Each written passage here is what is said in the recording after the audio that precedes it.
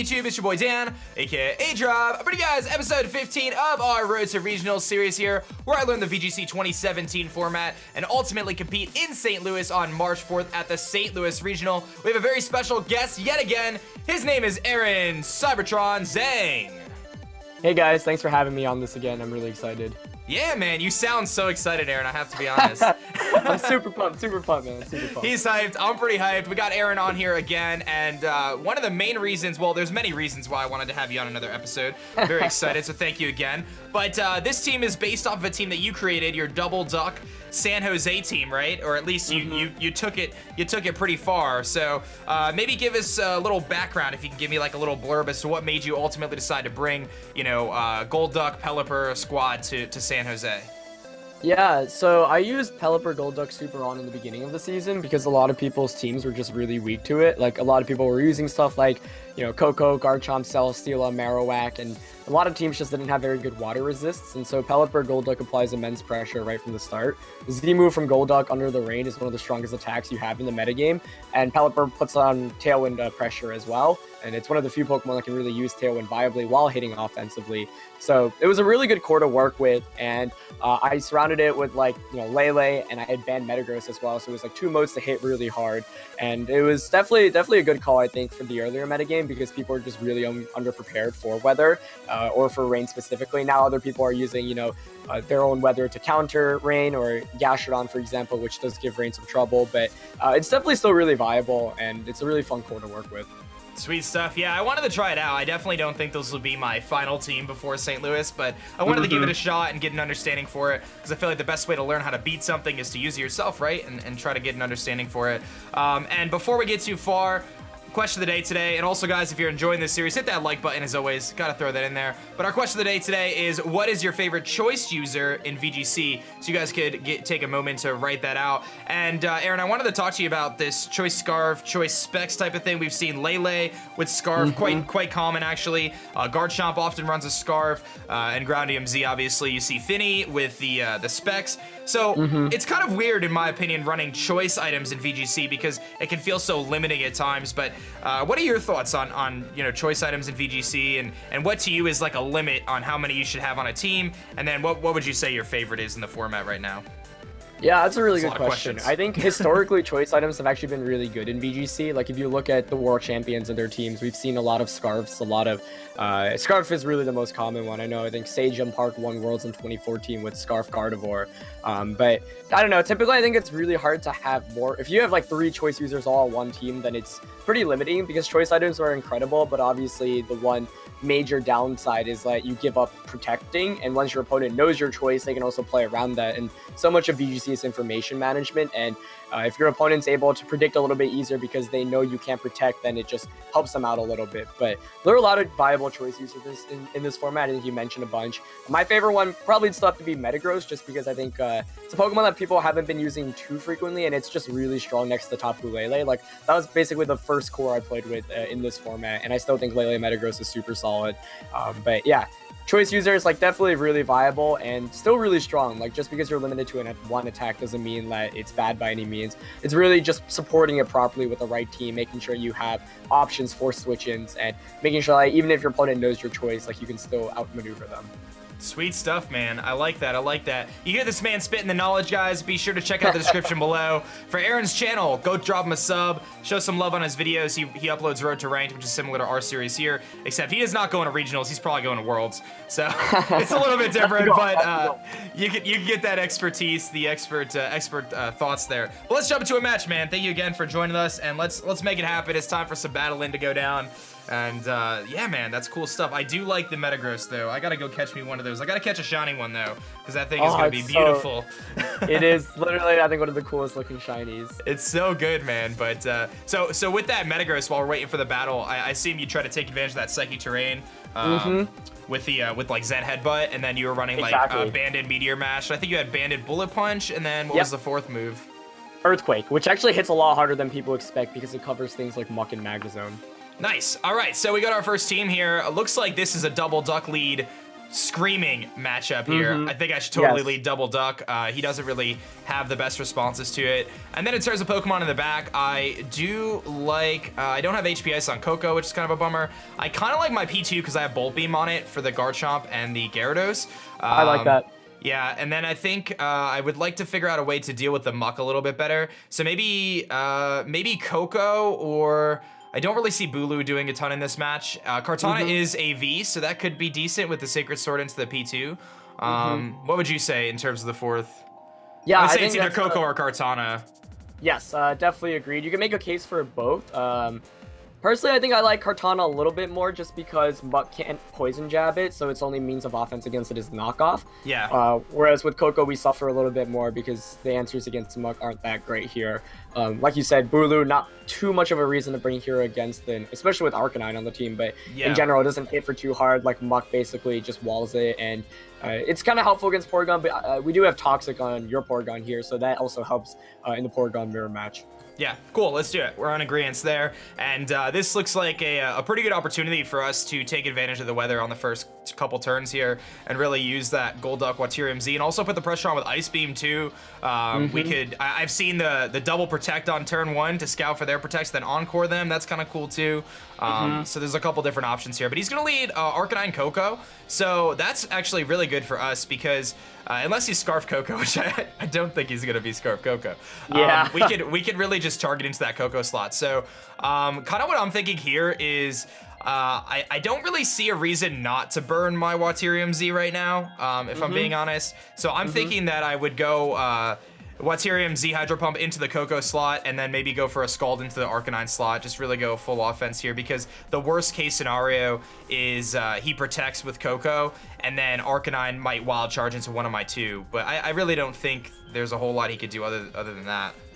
Yeah, so I'd agree with that. I think you might also want to consider Tailwinding with Pelipper just because, like, you did mention and assess the worst case scenario correctly, but let's say he does have the Wild Charge that goes into Golduck, then we lose Golduck and Pelipper, doesn't get anything out of the turn. I mean, you do trade, I guess, with Arcanine, but Tailwinding I think is essential for the remainder of the battle just because it means Pelipper outspeeds the entire team as well. I like that. Let's do that. So we're going to drop the Tailwind here, and that's something I haven't been doing in the previous matches. He's going to protect Arcanine, so this is going to be a really good turn for us unless he is Scarf Coco, which we are not going to see because I'm busting out my Z-Ring. So see you later, Coco, unless he's a very rare Focus Sash Tapu Coco. But even if that was the case, we still are guaranteed to get up our Tailwind, and that's a good point that you brought up there. That's something I haven't been doing in my matches is using Tailwind on turn 1. I've been using Pelipper more offensively, and I think that's one of the mistakes I've been making over the last few games with this team.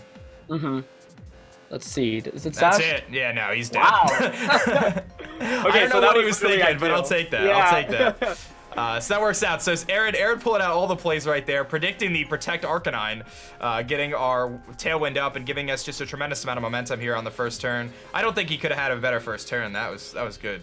Yeah, I mean, we could have saved our Waterium Z and Hydro Pump, but the chance of missing was not it's worth. definitely not worth risking because that's like a risk versus reward thing where it's like, okay, you either guarantee yourself the knockout or you miss, and it might even get a discharge off, and it's like we lose Golduck and Pelipper loses the Sash, but now we have Tailwind. He brings in Garchomp, and it's beautiful. Perfect. All right, so this is an easy play here. Ice Beam into the Garchomp, Scald into the Arcanine. I don't think there's any debate about that one. We don't even have to discuss this play here. Because we know his Arcanine just went for the Protect, so that's vulnerable at this point in time. Scald will definitely pick up the kill. We're modest with the Rain boost. I don't anticipate an Arcanine living this, and the Garchomp is not living an Ice Beam either, especially coming off this, unless he's like AV, but AV Garchomp, even if he was, it's really not too big of a deal. So Garchomp goes down to the Ice Beam, and man, I don't know what it is, Aaron, but getting you on here today has resulted in just a great 2 turns already. Dude, yeah, I mean, that's literally like as perfect as a game as we have so far. We could just go for the 4-0 without taking any damage, but that is why I did want to stress the Tailwind earlier, just because, I think VGC is always thinking about the long term. You always have to think about what could potentially go wrong. So turn 1, there was since we didn't know our opponent's item, it could have been Sash Coco, it could have been Scarf, like you mentioned. For either of those, like, by going for the Tailwind, we ensure that we make it out of the turn on a net positive, whereas sometimes, you just lose all momentum whatsoever. But looks like we do get the knockdown, the win here. Yeah, I was going Hydro Pump, Scald into that Muck, and I don't think that was going to like it. So I'll take that nice little win there. Good start to today's episode, man. I appreciate it. The pro plays, man. And I tried to do what I can, but that really, credit's really given to just Pelipper and Golduck there. And actually, like, that's one of the reasons why I was using it in the early meta, because, like, a lot of teams were similarly composed to our opponent's team, especially with, Life Orb and choice items being super common on Coco, Specs, one of the more common ones. And then with Garchomp running the Z move, like, you can just Hydro Vortex either of those for a knockout. So that was a pretty good demonstration of why Pelipper Golduck is really strong. And I'm surprised that our opponent didn't really try to counter lead that, but we'll take those. Yeah, his team wasn't really designed in the best way to handle it, but here's a very interesting team. Trick Room, Slowbro, Vikavolt, Marowak, Wishiwashi, Carbink probably carrying Trick Room as well, and Drampot to stop the effects of weather. So this is kind of interesting here. I kind of want to lead Bulu because I don't see how he can stop me from wood hammering into his Slowbro. I like that a lot. Yeah, he doesn't have any fake out users, which is intriguing. Yeah. Nor does he really have anything that could touch. I mean, I could probably lead Bulu Pelipper and then threaten the Marowak on the first turn too in case he tries to like lead Marowak to hit the Bulu, because he has really nothing to I mean, I'm thinking lead Bulu Pelipper and then maybe let's see here. I think Golduck, he's got the Cloud9 Drampos, so that's a little weird. I don't want to like overthink this either, but at the same time, like, I don't know how he deals with Bulu. Right. Carapink's like the other Pokemon. I just don't know too much about that, so I'm curious to see if it comes out. But I think Pelipper, yeah, Pelipper Bulu I like as a lead. Yeah, I think we could probably bring Golduck in the back too. Maybe go with Kartana actually. Yeah, I really like Kartana here, I think. And then maybe like P2 just to sponge hits from the other stuff. Yes. So I was a little bit torn between P2 and Golduck, but I think Porygon allows us a more defensive option because let's say Trick Room does go up somehow, we can at least bring in Porygon to soak up hits and it has Recover. And our opponent doesn't have a way to really hit Porygon for like super effective damage, so I can kind of just sit around and cause some problems. And the thing with playing with the Trick Room team is your goal is normally to just, utilize those 4 turns fully and get as much damage off as possible. But with Porygon in, you can kind of just heal off everything, and it's just much harder for the Trick Room team to, be able to utilize their strategy well. Yeah, so he's going to lead Carbink, Vikavolt, and that Carbink is definitely his Trick Room user here. I don't think there's anything Vikavolt can do to knock out our Bulu, so I'm pretty safe here to do one of two things. I'm thinking I want to Wood Hammer into the Carbink and try to prevent his potential Trick Room here, and then for the other play, I'm thinking that I could simply protect with Pelipper, or I can go on the offensive and just Scald and target the Carbink just on the off chance that he has a Sash on that thing, just to ensure he doesn't get Trick Room up, and then that Scald will hit the Vikavolt if the Carbink goes down. Yeah, I think that's a great play there. Our goal right now should be to just deny Trick Room. Vikavolt is a little bit, obviously it's a threat offensively, but it's not too much of a worry because of the fact that, like you said, it shouldn't have a way to knock out Bulu unless it's got like HP poison, so I like that. He's going to protect the Carbink on the first turn, which is actually a good play on his part because he figured we were going to double into it, and we'll see what this Vikavolt is going to do. I'm assuming we're going to see either a Discharge here or something coming off into the Pelipper slot. He is going to T-Bolt and definitely target the Pelipper slot here, which is good that we have our Sash. I don't think I mentioned it in the beginning of the video, but I talked to Aaron about it. I did make some tweaks to the team again, guys, so just check the description for the updates there. But this is interesting because I really feel like the Wood Hammer into the Carbink slot and the Scald into the Carbink slot is again the same play. Yes, absolutely. And that's why it was fine that we went for the play we did turn 1, because the worst case scenario was pretty much that, like, oh, he goes for an attack and brings Pelipper down to our Sash, but he still can't get Trick Room up here, so I could see him for maybe switching Carabank out. If he doesn't, then we just knock it out, and like you said, either the double target knocks it out or Skull gets redirected to Vikavolt. But yeah, turn 1 looked obviously pretty bad for us. He actually does pull out the switch. Let's see what's coming in. And he's going into Drampot here. So this is actually a good play on his part because he's going to negate Art of Weather. And we're going to hit him pretty hard with a Wood Hammer plus Skull. This is definitely going to do a lot. Wow, you just see how strong that is. Coming off the top of Bulu, this thing is an absolute monster. It does knock him into Berserk, which is kind of scary, but without the Trick Room, it's a lot less scary. But that activates his Citrus too, so we're going to probably knock him down to about the 30% mark, I would guess, after the Skull, but I think we're going to lose our Pelipper to the Discharge, or the Thunderbolt. Nice. We got a lot of damage off there. That was a crit, yeah. And that's going to activate his Berserk for the second time. Jeez, man. But here comes the Bug Buzz. Is he actually going to target our Bulu? And he is going to pick up the kill on Bulu. Okay, wow, that's strong, yeah. Wow. Okay, so he does show Life Orb, as if I didn't... I think I saw that before, but... so now we got a +4 Drampa on the field, which is very scary. And I'm thinking this is an opportunity for me to go into my Porygon, perhaps. Yeah, I like Porygon a little bit more here, just because it actually threatens both of the Pokemon on our opponent's side offensively. And so I think it's a pretty solid call. But yeah, really well played by our opponent the first couple of turns. Like, he's definitely been, and we get the special attack increase, which is actually really nice in this matchup. But yeah, even though like our opponent's pretty much been making plays that have been one step ahead, like I still like our positioning here. It's not the end of the world.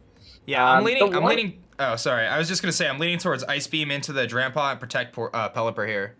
Yeah, I think I like that too. We want Pelipper to stick around for a little bit longer in case there is the Marowak in the back, because that just one-shots it. So I think that's a solid play. Yeah, because our Porygon should be fast in the Drampa, assuming his Drampa is set up for Trick Room. If not, we are in a lot of trouble if he outspeeds our Porygon here and connects with the Hyper Voice. But he's actually going to protect the Drampa here, so we'll see what he ends up doing with this Vikavolt. But nevertheless, we should be able to get the Ice Beam off on the Drampa on the following turn. He is going to go for the T-Bolt, and he does actually target the Pelipper, so that's fine with us. Okay, yeah. Now, I think this same play really applies here, simply going for a Ice Beam into the Drampa slot and then going for a Scald into the Vikavolt, and I think we could actually get that kill, unless he has AV on his Vikavolt. Yeah, I'm not sure if Scald knocks out Vikavolt, which is my one fear. If it does, I'd feel pretty comfortable about this play, but I am a little bit worried about the Marowak in the back. I could switch into the, I could switch out the Pelipper into the Kartana here. I think that might be the call. Yeah, let's do that. So we're going to make the switch into Kartana here with the Pelipper slot, Ice Beam into the Drampa slot, and hopefully secure that kill. If he goes out into Carbank, that'd be very strange with the Drampa slot, but hopefully he'll just simply go for the T-Bolt into our Kartana, and we can take that because we are running the Assault Vest. So a +1 Porygon, I would imagine this can pick up the kill on the Drampa, and it is going to, yeah. So now he's got Carbank, Vikavolt, and an unknown Pokemon, and he's going to T-Bolt and target the Kartana slot, and that does a tremendous amount. We live on 4. Oh my gosh, that damage. Oh wait, yeah, he has Life Orb. The HP and Special Defense investment, unfortunately. Oh man, yeah. So my I'm running AV Kartana, but it's not EV'd properly because I had the Sash one and then I changed it. So don't judge me, guys. But this Vikavolt here is very scary, and now I don't know. I mean, I could Leaf Blade into the Carbank and try to prevent the Trick Room, but at this point, I feel like he's going to be able to set it. Because I have to get rid of that Vikavolt, but I don't think... I mean, I could double into the Carbank. Yeah, I mean, this is a tough turn because once again, he could make the same play he did on the first turn, which was protect Carbank and just attack Vikavolt. So it's a tough call here. Honestly, feels like a 50-50 whether you want to... You could make a safe play, I suppose, of like targeting Carbank with one and targeting the other into Vikavolt. Yeah, I'm gonna go for the I'm gonna go for the Ice Beam into the Vikavolt with the Porygon, and I'll go for the Leaf Blade into the Carbank. And if he knocks out the Kartana here, then so be it. I don't really think, because if he protects Carbank, like he's gonna protect Vikavolt actually. So this guy's making some pretty interesting plays. He definitely predicted some of our moves here, but we're gonna connect the Leaf Blade here, and we do get him knocked down to a Focus Sash. Potentially, he's got Sturdy. I forget about the Sturdy. I actually forgot about that too. Yeah, I didn't even remember this thing got Sturdy. So he is gonna guarantee his Trick Room here, which is definitely a bummer. That's not good. Yeah, that's something I should have remembered actually. Carabink is not a Pokemon you see often in VGC at all. Like the traditional Trick Room setter is Porygon or Rangaroo, so I was a little bit unfamiliar with that. Otherwise, I would have probably advised to double up into that slot. It's not over yet, but without our Porygon having Trick Room, it's definitely a little bit harder. Really comes down to what the last one in the back is, honestly. Yeah, I think I'm going to go for the Ice Beam into the Vikavolt slot. I like that. Yeah, the Carbank doesn't really seem to be doing much, and unfortunately, I don't have Detect on Kartana here, so there's not really much Kartana can do. I'll simply Leaf Blade into the Carbank just on the off chance that we could, Vikavolt targets P2 here, but I'm pretty sure we're losing our Vikavolt. He just goes for the T-Bolt into the Kartana. Definitely going to pick up the kill there. And after Life Orb, maybe there's a chance that we can knock him out with Ice Beam, but I don't think we're gonna make it. He's gonna set Stealth Rocks. Oh my gosh! Wow! So that's actually gonna kill our Pelipper on entry, which is not good. And if we don't pick up this kill here, we're gonna be in a very bad spot, and we are not gonna pick up the kill, and we don't get the freeze either. Pelipper is definitely dying on entry here to the Stealth Rocks. What happened, Aaron? Yeah, it was like it was just a Sash Carabink that really caught me off guard. Stealth Rock is also like, that was not what I was expecting, because without the Stealth Rock, I think I mean, it's not over yet. It still really comes down to what the last one is, because neither of these two can really do too much. Can you quickly just check his team again? I want to see what's potentially in the back. Yeah, it's either Wishy-Washy, Slowbro, or Marowak. Okay, so if it's Marowak, we lose. yeah, I think. But if it's the other two, we still have a decent position. But yeah, I totally blanked out on Carabank having Sturdy there. But it's still a tough call because it's like if you double into and he protects, then it's still equally as frustrating. But yeah, not much you can do here. You can attack. He actually protects with Carabank. Okay. Yeah, I actually went after the Vikavolt here, so let's hope he somehow misses his T-Bolt. This is gonna do a lot. I don't know. Actually, that hurts. Could help us.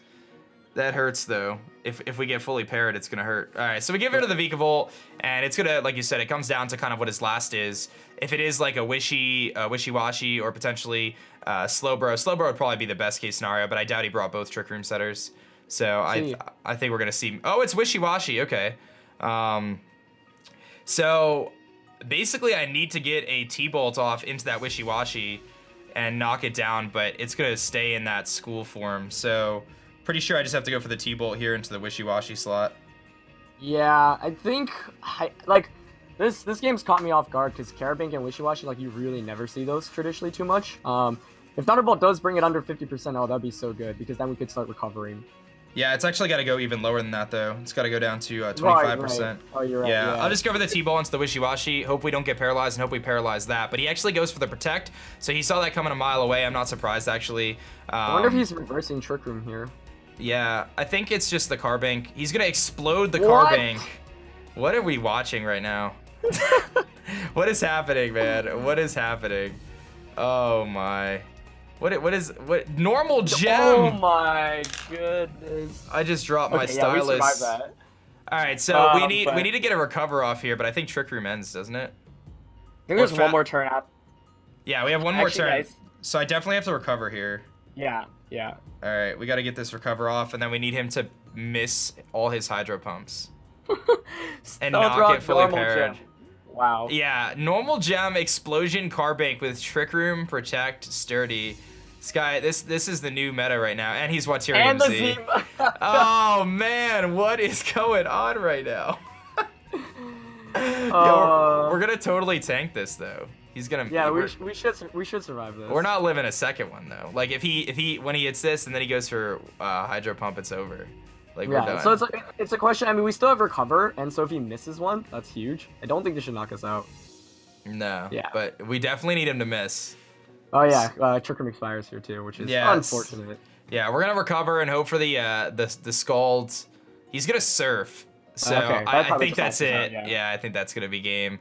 That was that was a pretty devastating battle there. I don't even know. Yeah, man. It was tough. I could have advised a lot better, honestly. Like, I thought making the safe plays was fine. I just didn't really see Stealth Rock coming. The Carabank, like, just caught me off guard because that's just not a Pokemon you see that often. So, yeah, I could have advised a little bit better. But it's like a testament to why teams like our opponents can function really well, especially in best of one, because, like, normal gem explosion Carabank, like, did not see that coming. The paralysis in the end, ultimately, like, I was like, oh, it's great because we are under Trick Room, but it like was unfortunate actually because it meant that we couldn't basically play the recover game against our opponent. But ultimately, yeah, it could have been a little bit better play, definitely. And there were some moves that were like relatively obvious from our opponent that could have been called better. And I think they just made really solid plays. Yeah, I totally forgot that Carbink got sturdy, but I should have known that. But yeah. What are you gonna do, man? We'll grab one more here and hope it's not against that team. So here's a Trick Room team with Trevenant, it looks like, rocking Torkoal, Mudsdale, Hariyama, Finny, and Nihilego. This is interesting. I mean, I really want to lead, like, double duck against him. I know he's got the potential of Sun, but I feel like it could be very effective against him, and we could protect against the fake out. I think he's got to bring his Torkoal, though. I think the thing is, like, Torkoal is either going to come out in the lead or in the back, and if it switches into double duck, like, suffers so much from it. So, I don't know. I'm not the biggest fan of Golduck in this matchup for that reason, because it doesn't hit anything really hard once the sun is up. So, the question is really hitting offensively as hard as possible. Maybe Pelipper, Bulu, and then P2, Coco. Let's see. Pelipper, Bulu. This team matchup is really bad, actually, I think.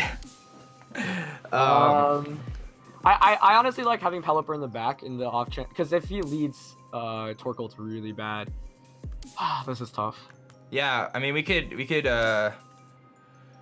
Oh man, maybe lead Kartana, because the Nihilego. Yeah, I like Kartana here. And I think Kartana... Tricky. Kartana, I'd go Kartana, Coco, Pelipper, Bulu, I think. Alright, let's see if I can click the buttons fast enough before we... Oh, Pelipper, Bulu? Oh boy, we just totally messed up. Fine. Yeah, we got Porygon instead of Bulu. Definitely should have brought Bulu, but that was a misclick. That's alright. Porygon's gonna hold it down, don't worry. He's got Protect. I mean, he's got Toxic, so he's gonna Toxic some fools here. And let's see how this goes, man. This is an interesting team. Trevenant and Mudsdale. I'm pretty sure his Trevenant's gonna run Trick Room, so we'll see if he tries to lead with that or if he's gonna lead. He leads Hariyama Trevenant, so he's gonna run Fake Out and Trick Room. Very nice shiny Trevenant too, one of my faves. So we can't prevent the Fake Out here, which is kind of annoying. I kind of want to just double into the Hariyama, because like one of them. We do have taunt with Coco, right? Oh yeah, we do have taunt with Coco, but I can't prevent the Fake Out.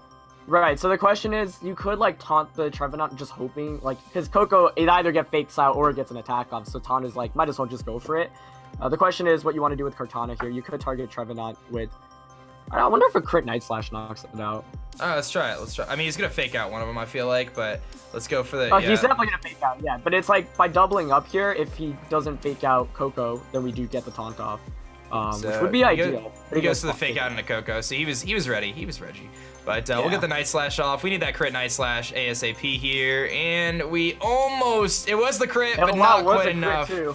Not quite enough, and I think he's Harvest Citrus, I would guess. And there's the Trick Room. So we do see the Trick Room here. I'm sure we're gonna see a Flame Orb from the Hariyama, and we are in some trouble, my friend. Yeah, and that's the really tricky thing about going against this team composition, because for example, like when I designed my San Jose team, I had Metagross Lele specifically to go up against matchups like this. Now it's like, because we don't have Trick Room and Porygon, and we do have Porygon in the back, but that's not exactly, you know, too great. And like it's the Torkoal in the back that's really concerning, just because like Pelipper, Golduck conceivably would have looked like a decent lead here, but then you could just switch into Torkoal turn 1 and set up Trick Room, and there's not much you can stop that. So good play by our opponent to stop the taunt from Coco. Let's see. I think there's maybe a close combat going off into the Kartana slot right now. Yeah, I think so too. I mean, I could go into Pelipper, but that just seems like a pretty poor decision. So, I mean, I'm thinking I just kind of let Kartana go down and then maybe target like a Thunderbolt into the Hariyama slot. Yeah, I could see a double, like Leaf Blade and Thunderbolt into Hariyama here, because that's the bigger offensive threat right now. Yeah, let's do that. I actually have Thunder, so we're just going to have to hope we don't miss. I won't miss, though. I'm feeling it, man. I'm feeling like we're going to hit it, so it's all good. Kartana's actually not going to live that hit. I don't know why. For some reason, I thought it was. When I saw that HP bar drop, I'm like, maybe? But no, this thing is actually a paper airplane. He goes for the Phantom Force. Okay. I guess that could be worse. And we're going to hit this Thunder right now, so it's all... Oh! That's really struggle. That probably knocks out with Life Orb and Electric Terrain. Oh, man. I mean, I could go into Pelipper here, because P2 does not seem like a good switch in right now. Yeah. You pretty much need to bring in Pelipper. Like, that's why I did want to recommend switching Kartana into Pelipper, but I was fine. I forgot you had Thunder instead of Thunderbolt, and that's pretty bad, because... I blame the comment section for telling me that. I blame you guys. No, honestly, I put Thunder on just for the fun of it. Like I said to you before the episode, like, I don't expect it to be that crazy. So I'm pretty sure Protect does not stop Phantom Force. It doesn't, yeah. I'm gonna go for the Hurricane into the Hariyama slot, and then just... Let's see. Okay, so he'll Phantom Force. The question is whether he'll double up into something. Also, Hariyama's Heavy Slam. He should have knocked out Coco, but he could double up into Coco here. I think I gotta get rid of the Hariyama still, so that's what I'm thinking. Yeah, no, definitely. Hurricane into the Hariyama should do enough to knock that out, and then just go for a, maybe just go for a Dazzling Gleam, just to hit the Trevenant. Yeah, so I would probably Protect here, hoping like he doubles up into Coco. Okay. Because if we want any chance of winning this, we kind of need to win the Weather War, and this at least... Oh, he actually switches out, so that might be Torkoal coming in. Yeah, here comes the Torkoal, so he's got that going on for him. The Drought's gonna activate, obviously, so we're gonna lose this part of the Weather War, but at least I'll connect a Hurricane into it. If I don't miss. Yeah. We're gonna totally miss. It's gonna be like a 50% accurate move right now, I think. We do live from the Phantom Force, which is quite nice. Yeah, and the Hurricane misses again, so And he gets the harvest, gets his Stitches Berry back. Oh my gosh. This Yeah, is I don't know. I really don't think there was anything in this matchup that we could have done, given that it was like Trevin on itself. Like today, it's just been like all these crazy Trick Room users, and I think it's one of the cases where I think the second game, for example, we definitely could have played better, and I just could have been recommending better moves. But this game, it's like there's really nothing given the matchup. Yeah, so I agree with the Pelipper switch out here. Yeah, there wasn't really much of a choice. Let's hope we get some special attack boost and pull this back. We do. Maybe he'll target. Oh god, this is gonna hurt so much. Yeah. That's gonna hurt so much. At least we can change the weather back, but then he'll just simply switch out his Torkoal now, I'm sure. Yep. But it's not that terrible. We can maybe play around this. So I think what we could do here is set the weather up with Pelipper again, and fire off a Hurricane into the Torkoal slot, expecting the Hariyama to come in. Because I don't think he's gonna leave his Torkoal in here. Yeah, no, that's a good point. Yeah, and then I could probably recover P2. I think I need to. Can we see who's in the back for a second? Can you quickly just... Yeah, so we know he's got Hariyama in the back, and then it's either Mudsdale, Nihilego, or Finny. Okay, I'm really hoping it's either Finny or Mudsdale, because then we're still definitely in this one. Yeah, I think one more Torkoal... turn of Trick Room, so I definitely feel like if I can get a recover off with Porygon here, and then go for the Hurricane into the Torkoal slot, that could be pretty good. Yeah, you could also alternatively Hurricane Trevenant and recover with Porygon. It's just a question of whether you want to eliminate like the Trick Room setter. Oh yeah, let's get rid of the Trevenant. I like that play actually. I'm just worried about him protecting Trevenant here. Right, which is a valid And he concern. won't be able to get... Oh no, if he brings Hariyama back in, he could fake out again. So I'm actually going to go for the Hurricane into the Trevenant slot and hope he doesn't protect.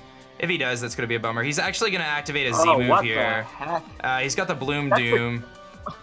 Now, if he targets Pelipper, though, it might not be the worst thing in the world. But, oh no, he's got the Fire Z. No, he's got the Bloom Doom on the Torkoal. Yeah, that's interesting. Maybe we should have protected. He goes into the Pelipper, so that's going to activate our Sash. It's not over yet, though. If he... no, it doesn't even activate the Sash. The Trevenant's going to Phantom Force. Oh, so we can't Hurricane into him because of that. Yeah, that's... Oh, man, we are struggling here a little bit. We are definitely struggling here a little bit. I don't know how we win this one now. But the Trick Room is at least over. But yeah, so what I have to do here is I have to go for an attack into the Torkoal slot, I think.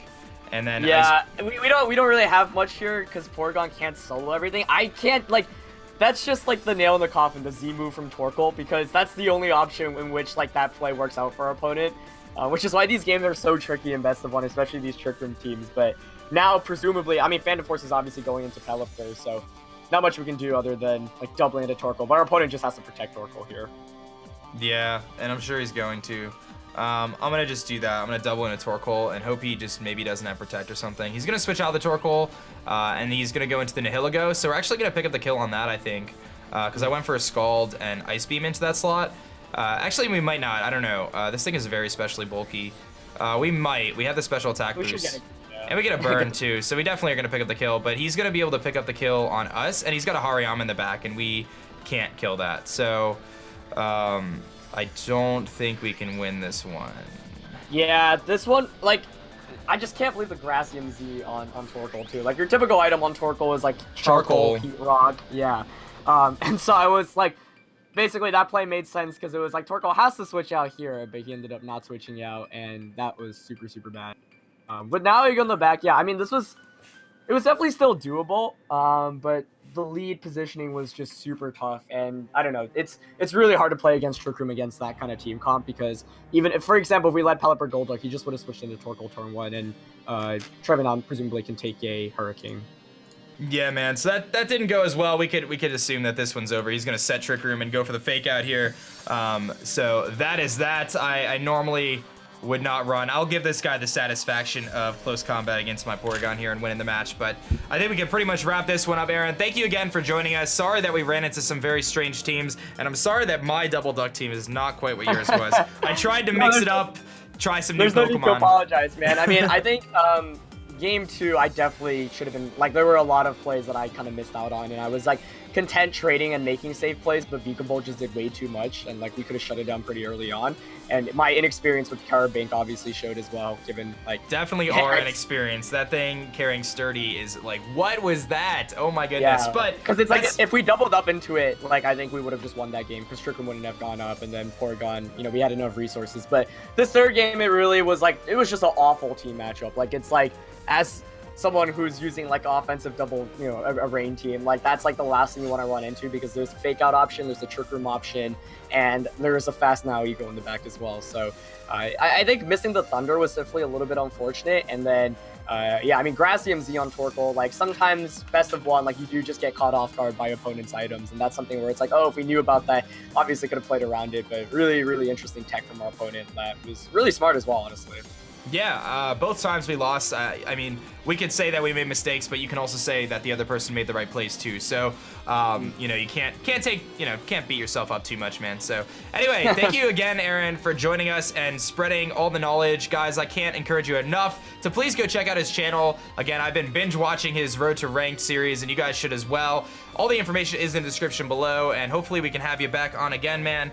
If you guys enjoyed this episode, show your love on that like button down below. For myself and Aaron, we're going to catch you guys next time.